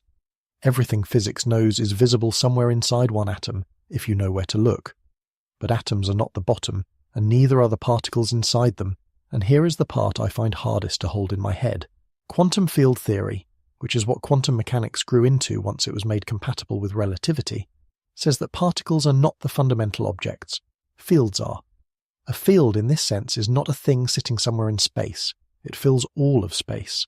There is an electromagnetic field everywhere, in every cubic centimetre of the universe, including the ones you're lying in, and a photon is not an object travelling through that field. A photon is an excitation of it, a ripple, a localised amount of energy in a thing that is already there and always was. The same is true of you. There is an electron field filling the universe, and every electron in your body is a small standing disturbance in it, and the electrons are no more separate from that field than a wave is separate from the sea. The mathematics does not work without the fields. You cannot build the theory out of particles alone. The fields are the substrate. In a real sense, they are what the universe is made of, and the particles are events happening in them, and now the part with teeth. A quantum field cannot be observed directly, not because we lack the instrument, because of what observation is. Any observation requires an exchange of energy. You have to poke the thing and see what happens. And an exchange of energy with a quantum field is precisely, definitionally, the process that creates a particle. So the only way to look at the substrate is to make it produce one of these localized excitations, and then look at that. Which means we talk about particles because particles are what we can see, not because particles are what is there. Every image you have ever had of the microscopic world, the little spheres, the orbits, the tracks curling through a detector, is a picture of a field's answer to being asked a question. It is not a picture of the field. If that structure sounds familiar, it should. It is the measurement problem again, one floor down. There is a layer of the world that is real, and that cannot be examined without being converted into something else in the process of examining it. That is not a coincidence, and it is not a metaphor. It is the same fact showing up in a different vocabulary. A few more quiet things before we go back up. Because the fields are everywhere and never entirely still, there is always a residual flicker in them. Pairs of particles appear and vanish on borrowed energy, too briefly to be caught, even in regions where there is not enough energy to make a real one. Empty space is not empty. It is the quietest possible state of something that cannot be switched off. Nearly every particle has an antiparticle, the same mass, the opposite charge. And antimatter is almost absent from the visible universe. What exists is made almost entirely in collisions, in laboratories, and in the upper atmosphere, and it does not last. The universe is overwhelmingly matter, and nobody knows why. We do know the size of the imbalance, and it is worth hearing. In the first moments after the Big Bang, matter and antimatter were produced in almost equal amounts, and annihilated each other almost completely. Almost. For roughly every billion particles of antimatter, there were about 1,000,000,001 particles of matter. That one extra part in 1,000,000,000 is the leftover. Every star, every planet, every atom in your hands and in the air above your face is what survived a cancellation that very nearly went all the way. That number is not a guess. It is pinned by two completely independent methods that did not have to agree. The pattern of temperature fluctuations in the microwave glow left over from the early universe, and the abundances of the lightest elements produced in the first few minutes. Both point at the same figure. In 1967, Andrei Sakharov worked out what any explanation for that imbalance would have to contain: 3 conditions, and the standard model of particle physics has all 3 ingredients and nowhere near enough of the crucial one. The asymmetry it predicts comes out orders of magnitude too small, which is to say, the reason there is anything here at all, rather than a universe of light and nothing else, requires physics we have not found yet. That is the world. Fields we cannot look at, particles that are the field's way of answering, empty space that hums, and everything that exists standing on a rounding error from the first second. Now let us go and see what somebody is doing about it. Part 11. 2000 atoms in 2 places. Here is the cleanest experimental question in the whole of quantum foundations, and it can be stated in 2 sentences. If quantum mechanics is universal, if the Schrödinger equation applies to everything and there is no collapse, then there is no upper limit to superposition. It gets harder and harder to demonstrate as objects get bigger, because keeping something isolated from its environment gets exponentially more difficult, but the difficulty is engineering. It is not physics. In principle, anything of any size can be in 2 places at once. If one of the objective collapse theories is right, then there is a ceiling. There is a real, physical, findable mass above which superposition stops being possible. Not because we cannot manage the equipment, but because the universe reaches in and ends it. Those are different claims about the world. One says the ladder goes up forever, the other says the ladder has a top, so you climb, and you find out. That is the entire logic of the program I'm about to describe, and I want to point out how unusual it is in this field. Everything else we have discussed tonight involves arguing about what a theory means. This involves building a machine and going and looking. The climbing started in earnest in 1999 in Vienna, in a group led by Markus Arndt and Anton Zeilinger, and the first rung was a molecule called a fullerene, 60 carbon atoms arranged into a hollow ball, like a microscopic football. They sent those molecules one at a time through a grating and looked at where they landed on the far side. If a fullerene is an object, it goes through one slot and lands behind it. If a fullerene is a wave, it goes through all the slots and the resulting pattern on the detector is a series of stripes. They got stripes. A ball of 60 carbon atoms, a proper chunk of matter with a chemistry and a melting point, had gone through the apparatus without having taken a single path. And then they kept going. Bigger molecules. Heavier molecules. Molecules deliberately designed by chemists specifically to be heavy and to survive being launched through an interferometer, which is a genuinely strange thing to have as a design brief. In 2019, the group published the current record. The paper is called Quantum Superposition of the Molecules Beyond 25 kilodaltons, and the authors are Yakov Fein, Philip Geyer, Patrick Zwick, Philip Kiauka, Sebastian Pedalino, Marcel Meyer, Stefan Gerlich and Markus Arndt, working across Vienna and the University of Basel. It appeared in Nature Physics. The molecules were oligoporphyrins, engineered for the purpose, with masses beyond 25,000 daltons, and up to about 2,000 atoms each. Let me put that number somewhere you can feel it. 2,000 atoms is not a particle, it is a substantial molecule, larger than a good number of the proteins doing work inside your body as you listen to this. Insulin is around 5,800 daltons. Hemoglobin's individual subunits are in the same range as these molecules. If you could see one, at the right magnification, it would look like a thing. It has a shape, it has a chemistry, and it went through an interferometer without having a location, and they were not delicately cooled to a whisper above absolute zero either. They were hot and tumbling and internally messy, vibrating, rotating, doing all the disordered things a large warm molecule does. The superposition survived all of it, for more than 7 milliseconds. 7/1000ths of a second sounds like nothing. It is not nothing. It is 7/1000ths of a second during which a 2,000 atom object, in a building in a European capital that people commute to, had no single position. Ride along with it for a moment. It leaves the source hot and spinning. It enters the apparatus, and now there is no fact about which way it went. Not an unknown fact, no fact. And it stays that way, tumbling, for long enough that if it were a clock it would have ticked. Then it lands. And where it lands is not where a thrown object lands. It is where a wave lands. The detector counts them one at a time, and each individual molecule arrives as a single dot in a single place. And after enough of them, the dots have arranged themselves into stripes that no object could have made. I want to give you the trend line rather than the record, because the record is impressive and the trend line is the thing that should keep you up. 1999, 60 carbon atoms, a mass of around 720 daltons. 2019, 2,000 atoms, 25,000 daltons.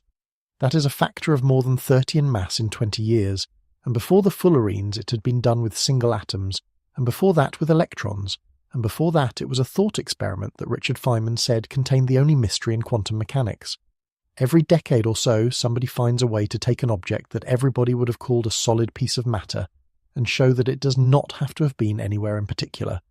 And every one of those steps was, at the time, described as being at the edge of what was technically possible.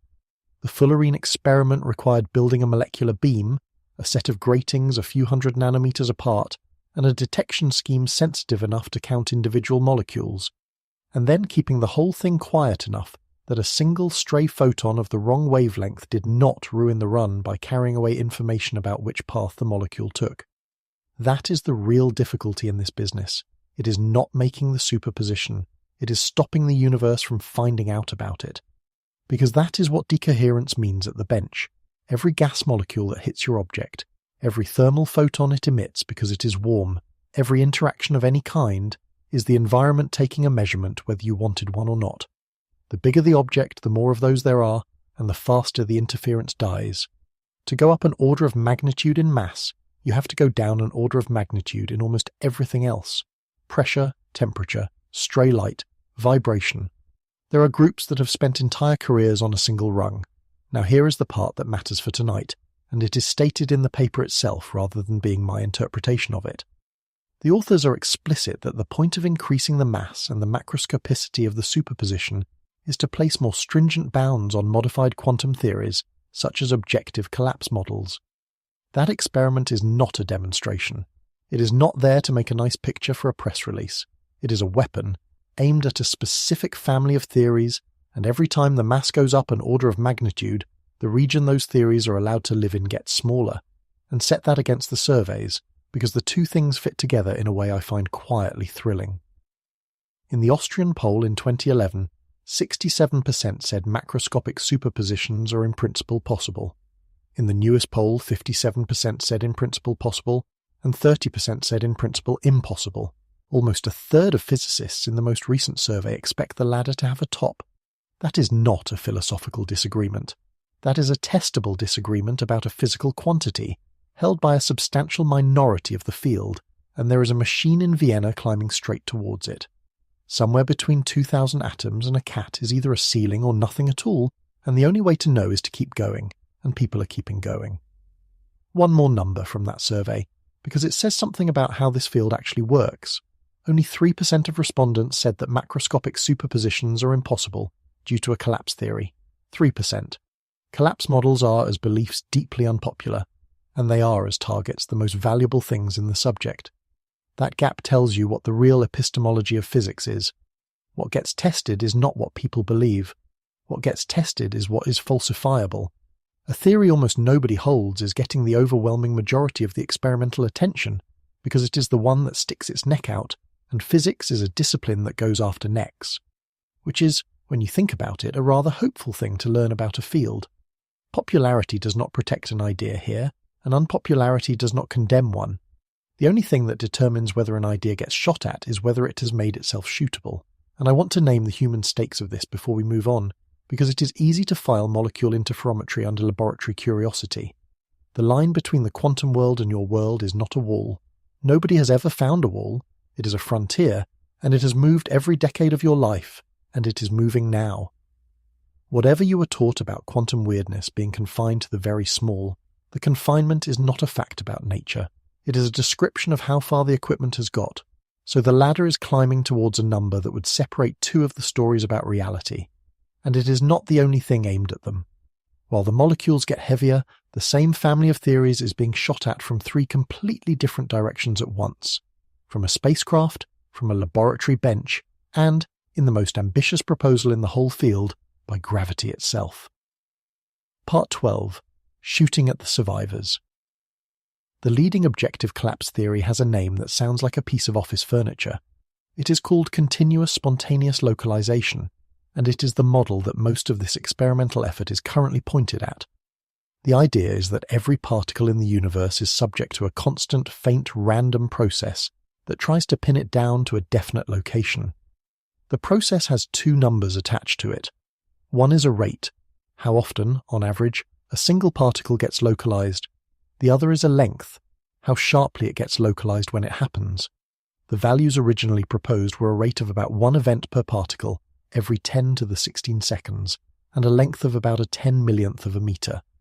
To translate the rate, for a single particle sitting on its own, that is roughly one localization every 300 million years. Nothing measurable ever happens to an isolated atom, but the effect adds up with the number of particles, so for anything the size of a speck of dust it is happening constantly, which is exactly the behavior you want. Quantum below, classical above, with the transition set by a number rather than by an observer. Stephen Adler argued the rate has to be much higher than that, about one event every 100 million seconds per particle, which is roughly one every 3 years, 8 orders of magnitude faster than the original proposal, because otherwise, he argued, collapse is not efficient enough to produce the definite world we actually live in. So the theory now has a range to live in, bounded on one side by being too weak to do its job, and on the other by being strong enough that somebody would have noticed. And people are closing in from both ends. Here is why it can be closed in on at all.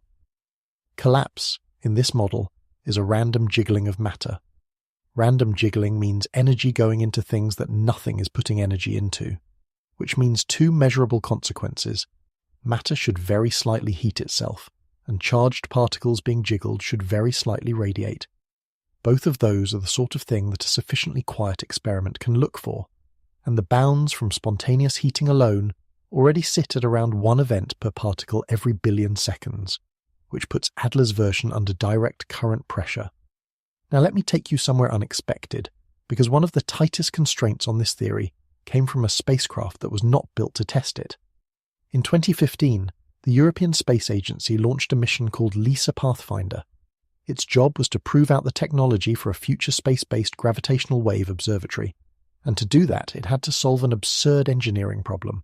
Put 2 small gold-platinum cubes inside a spacecraft, and then keep them so perfectly undisturbed, floating freely, that nothing touches them at all. Not sunlight, not the solar wind, not the spacecraft's own gravity. The craft flies itself around the cubes rather than the other way round. Picture that for a moment.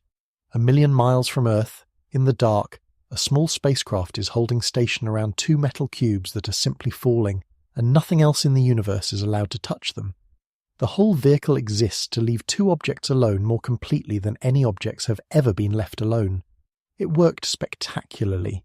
It was so quiet that its measurements went past their design requirement by a wide margin, and because it was that quiet, other people started looking at its data, because if there is a universal random jiggling of matter, those 2 cubes are the best place in the solar system to see it.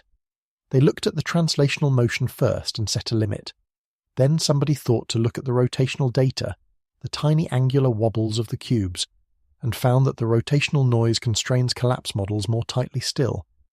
An instrument built to listen for the collisions of black holes was repurposed to listen for the sound of the wave function collapsing. And it heard nothing. There are others. There are room temperature experiments using levitated micro-oscillators. There are non-interferometric rotational tests using masses whose shapes are deliberately optimized to make the collapse noise as loud as possible relative to everything else. There is a scheme that reads out collapse effects through the way 2 nanospheres, coupled by their electric charge, share their thermal jitter, and the bounds from that approach are comparable to the X-ray emission experiments, better than the heating ones, and, importantly, robust against the modified versions that collapse theorists reach for whenever a limit gets uncomfortable.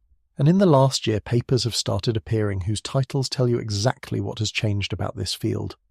One is called Experimental Blueprint for Distinguishing Decoherence from Objective Collapse. Another proposes a measurement-like test of continuous spontaneous localization, using a reversible nanoparticle pointer. Read those titles again. These are papers whose entire purpose is to take two accounts of reality that were supposed to be indistinguishable and force them to disagree about a number that somebody can read off a screen. That is not philosophy.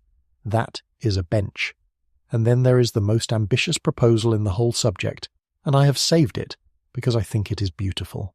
In 2017, two groups, one led by Sugato Bose and one consisting of Chiara Marletto and Vlatko Vedrol, independently proposed the same experiment, based on a single piece of logic that is short enough to state in one breath. Entanglement cannot be created between two systems by a classical intermediary. That is a theorem in quantum information theory, and it is not controversial. So, take two masses, put each of them into a superposition of two positions, hold them near each other, and make absolutely sure that nothing passes between them except gravity. Then check whether they come out entangled. If they do, gravity cannot be classical. Gravity would have to be a quantum entity, because nothing classical could have done that. The experiment has not been performed. The masses required sit right at the edge of what anyone can currently hold in superposition, which is the same frontier the Vienna molecules are climbing towards from the other side, but the theory around it has been sharpened hard in the last 2 years. Marletto and Vedrol published a full review of laboratory-based quantum gravity tests in Reviews of Modern Physics in 2025. Papers have appeared with titles like Classical Gravity Cannot Mediate Entanglement, Tightening the Inference.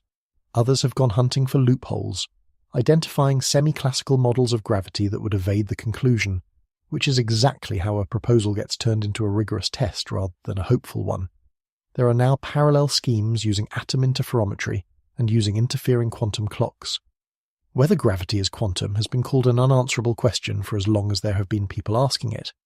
There is now a plausible path to answering it, using equipment that exists in prototype, and the people building it expect to live to see the result. I want to close this stretch with a story from a completely different science, because it shows the method working, and it also shows the method failing honestly, and both halves matter. Consciousness research had its own version of this deadlock. Competing theories, decades of argument, no way to choose. So a few years ago, proponents of two rival theories, integrated information theory and global neuronal workspace theory, did something unusual. They sat down with a consortium of researchers committed to neither, and together they worked out in advance exactly where their theories made contradictory predictions, and they registered those predictions publicly before any data was collected. Then they handed the experiment to people with no stake in the outcome. 256 participants. Brain activity recorded with functional magnetic resonance imaging, magnetoencephalography, and electrodes placed inside the skull all at once. The results came out as a preprint in 2023 and were published in Nature in 2025. Neither theory won. Both of them took damage on specific points they had committed to in advance. That is an unsatisfying result, and it is worth more than a century of argument because it moved. Something is now known that was not known before, and both camps have to deal with it, and neither of them can quietly redefine what they meant. There is a darker half to that story too, in one sentence. In 2023, a large group of researchers signed an open letter arguing that integrated information theory should not merely be regarded as false, but should be classified as pseudoscience, on the grounds that too many of its propositions cannot be tested at all. That is what eventually happens to a body of ideas that cannot be made to disagree with an instrument. It stops being wrong and starts being ignored. Now, before we go to the end, I owe you a piece of honesty about the scope of everything I have just described, because I have been building momentum and I do not want to sell you something the field cannot deliver. None of it, not the molecules, not the spacecraft, not the nanospheres, not gravity, can tell Copenhagen from many worlds from pilot waves.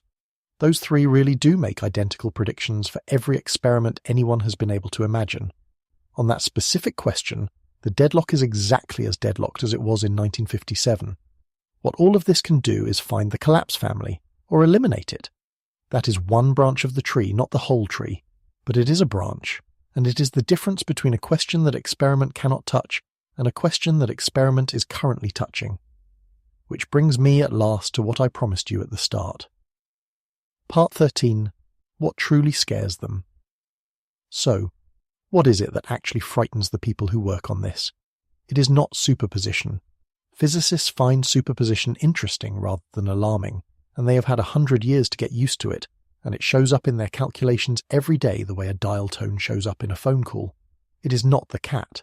The cat is a teaching aid. It has been on so many t-shirts that it has lost the power to disturb anybody who owns one. It is not the observer, and it is certainly not consciousness, which we can put down now. When the newest survey asked whether the observer plays a distinguished physical role, the position that would be needed for consciousness to do anything at all in this story, 3% of physicists said yes. 3%. It is a fringe view held by almost nobody, and it deserves the space we have given it, which is one paragraph. And it is not many worlds either, which is the answer most people expect. Many worlds get 7% in the newest poll, and it is a serious position with serious defenders, and nobody in the field lies awake over it. Here is what it actually is. Go back to the box. Right at the start, before any of this, I gave you the sentence everybody uses to explain quantum mechanics, and I told you there was a word in it we would come back to. The box does not decide until you open it. Until. That word implies a moment. It implies a before and an after, and a boundary between them where something occurs. And the entire 100-year problem lives inside it, because there is no equation for that moment. There is no threshold, no mechanism, no defined instant. The sentence that every physicist on Earth uses when they need to explain their own subject to a child, or to a journalist, or to a curious friend at a party, is a sentence that physics cannot cache. That is the first movement of the answer, and it is only the setup. The second movement is this. The most precisely tested theory in the history of our species has, after a full century, no agreed account of what it is describing. And the profession's own standard defense of that situation, the thing that makes it livable, the thing that lets everyone get on with the work, is the claim that it does not matter, because no experiment can tell the rival accounts apart. Think about what is actually being said there. Physics has exactly one tool for settling disagreements. One. It is not argument, and it is not elegance, and it is not consensus. It is measurement. Every question that physics has ever answered, it answered by finding a place where two stories disagree about a number and going to look at the number. That is the entire method, and it is the reason physics is different from every other way of finding things out. And here, at the foundation of its own most successful theory, is a question where the standard position of the field is that the method does not reach. That is what frightens people, not the strangeness. The possibility that the strangeness might be permanent, and that a whole science has quietly, professionally, productively learned to live inside a hole in its own foundations, and got so used to it that most practitioners no longer notice the hole is there. Remember the trilemma. 3 claims, each one obvious, that cannot all be true. Physics does not have too few answers about quantum mechanics. It has one rule too many, and no way yet to put any of them down. And remember the numbers.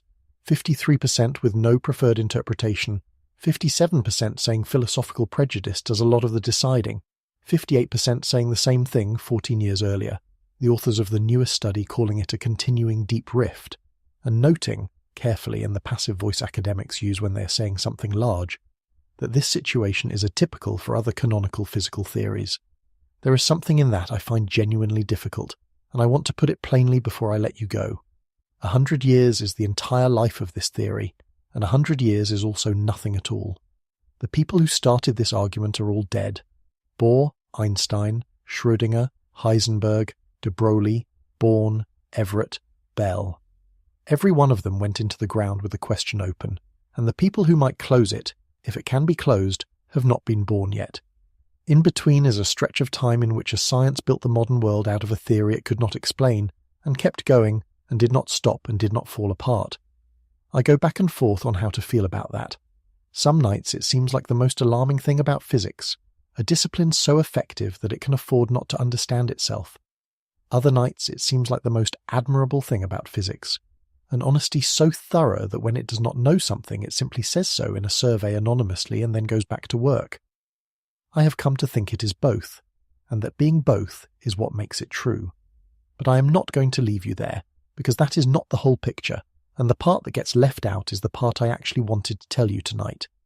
The claim is not entirely true. Go back to Tegmark's phrase, the one I planted a long way back, a matter of taste. It sounded so reasonable when he wrote it, and it sounds so final. as though some questions are simply constituted differently from the ones science can reach, and this is one of them. Local realism was a matter of taste. For 30 years it was a matter of taste, argued about by the two most famous physicists of the century, and everybody agreed it was philosophy.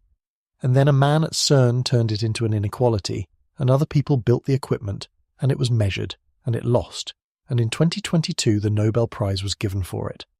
Whether the wave function is a real thing, or only somebody's information, was a matter of taste.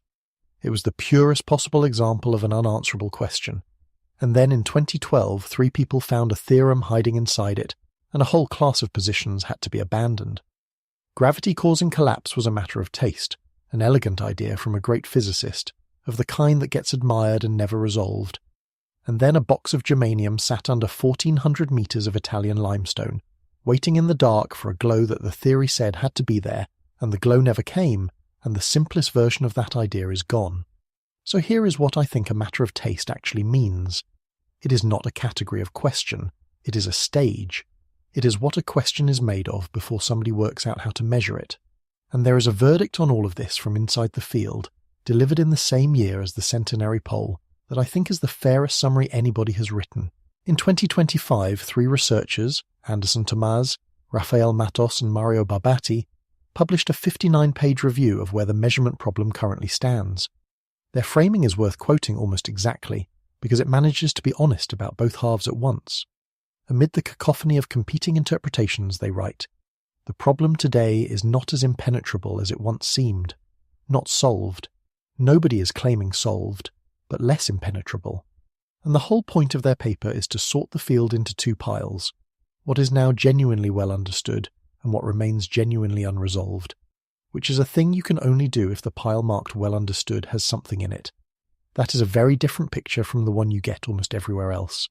The popular version of this story, the one I grew up with, is that quantum mechanics is a permanent mystery and always will be, and that the only honest response is a kind of pleasant bewilderment. The version the working literature actually supports is messier and better. A century of hard argument, a real graveyard, a set of things that are now settled, a much larger set that is not, and, in the last decade, instruments finally being pointed at questions that used to be conversations. I want to be exact about the size of that hope, because I have no interest in sending you to sleep on something false. Nothing on any bench anywhere on Earth tonight can separate Copenhagen from many worlds from pilot waves. Those 3 predict identically, and on that specific front nothing has moved in 70 years and nothing may ever move. The road is narrow, it does not lead everywhere, but it leads somewhere. There is a detector under a mountain in Italy. There is a spacecraft's worth of rotational noise, taken by an instrument built for something else entirely, being read for a signal nobody designed it to find. There is an interferometer in Vienna where somebody has spent 25 years climbing a ladder, 1 order of magnitude at a time, and the objects going through it are now bigger than some of the proteins in your body. And there is a proposal, sitting just beyond the reach of current equipment, to stop arguing about whether gravity is quantum, and simply hand gravity the question and let gravity answer it. None of those will tell you what the wave function is. All of them will tell you something you did not know. So think about the box one more time and then let it go.